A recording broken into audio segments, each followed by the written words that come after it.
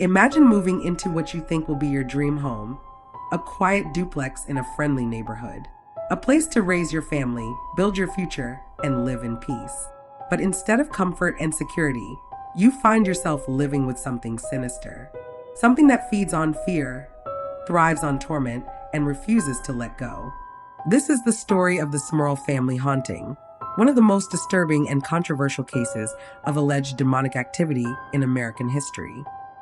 For over a decade, the Smurl family claimed they were plagued by terrifying phenomena, from ghostly apparitions and violent assaults to sinister growls that seemed to come from nowhere. Their case attracted nationwide media attention, drew in famed paranormal investigators Ed and Lorraine Warren, and left behind one haunting question. Were they truly victims of a demonic force, or was it all a carefully constructed hoax? Tonight, we dive deep into the mystery of the Smurl family haunting. The year was 1973. Jack and Janet Smurl were an ordinary working-class couple from West Pittston, Pennsylvania. Jack worked as a technician, while Janet was a stay-at-home mother, raising their daughters. They weren't wealthy, but they were proud of their values: hard work, family, and faith.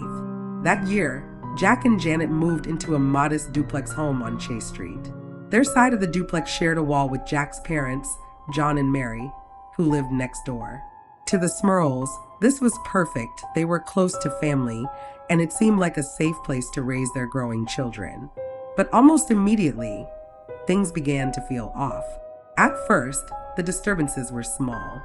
Scratches would appear on walls with no explanation. Water stains formed on freshly painted surfaces, no matter how often they were cleaned. Electrical appliances would break down constantly. Janet later recalled that she felt the house was alive, as if it had a presence. But she brushed it off. After all, every old house has its quirks, right? By 1974, the disturbances had escalated. The family reported hearing footsteps in empty rooms, loud bangs from the attic, and strange odors that filled the air. Sometimes the stench of rotting flesh, other times a sweet, almost perfumed scent that made them uneasy. Doors opened and closed on their own. Shadows darted across hallways. One night, Janet thought she heard whispering voices when she was alone in the kitchen. When she turned, no one was there. Then came the attacks. Their daughters began waking up screaming, claiming they had seen black figures hovering in their rooms. One of the girls said her bed shook violently at night. Another claimed invisible hands touched her. Jack himself began experiencing terrifying encounters. He told of being scratched, shoved, and even sexually assaulted by an unseen force. Janet, too, described nights when she would feel a weight pressing down on her chest, leaving her unable to move. The haunting wasn't just frightening, it was relentless. By the late 1970s, what started as isolated disturbances had evolved into full-blown torment. The Smurls claimed that objects would levitate and fly across the room. A ceiling fan once crashed down violently without warning. The television would burst into flames with no apparent cause. Perhaps most disturbing were the apparitions. The family reported seeing figures, shadowy, humanoid shapes with no distinct features. Sometimes they appeared as black masses. Other times, the entities took the form of people. Janet once described seeing an elderly woman in the kitchen, dressed in old-fashioned clothing, who vanished the moment Janet screamed. The family also began hearing guttural growls, deep, animalistic sounds that seemed to come from nowhere, echoing through the duplex at all hours. And this wasn't contained to just Jack and Janet's household. Jack's parents, who lived next door, also reported strange occurrences. They too heard banging, footsteps, and voices.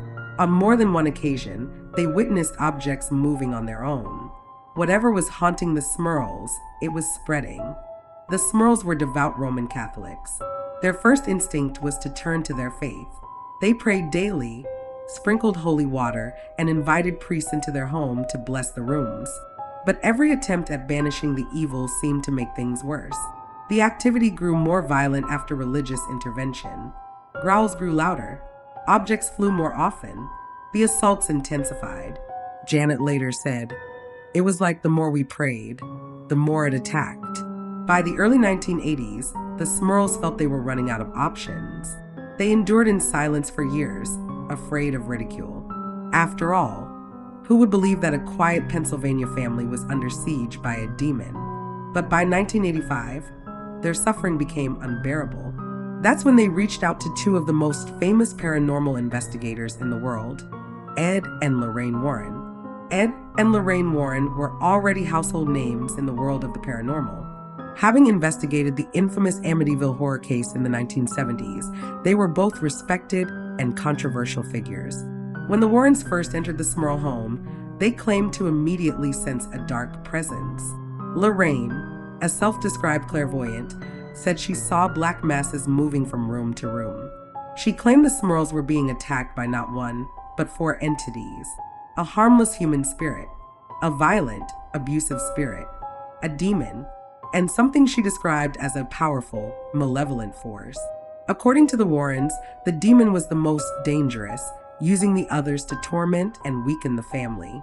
Ed Warren declared, "This case is one of the most intense, most violent hauntings we've ever encountered." The Warrens attempted multiple exorcisms and blessings, but just as before, the disturbances seemed to grow stronger. The Smurl haunting was no longer a private nightmare. It was about to explode into the public eye. By 1986, local newspapers and TV crews caught wind of the Smurl story. The family, once private and quiet, was suddenly thrust into the spotlight. Some neighbors came forward saying they too had heard strange noises from the duplex. Others dismissed the Smurls as attention seekers. Skeptics argued that the Warrens were exaggerating for fame, pointing to their involvement in Amityville, a case many considered a hoax. Psychologists suggested the Smurls were experiencing stress-induced hallucinations. Others claimed it was a case of group hysteria, where multiple people share the same imagined experiences. But to the Smurls, it was all too real. They were not just losing their peace of mind, they were losing their health. Jack began suffering from blackouts. Janet developed severe anxiety. Their children lived in constant fear. Throughout the late 1980s, the Smurls continued to seek help. Multiple priests performed blessings, and eventually the Diocese of Scranton approved a formal exorcism. Reports claim that after several attempts, the activity gradually diminished. By the early 1990s, the Smurls were finally free, or at least the torment had weakened enough for them to live somewhat normal lives again. But the scars remained. Jack and Janet later co-authored a book with the Warrens titled The Haunted, One Family's Nightmare in 1988, detailing their experiences.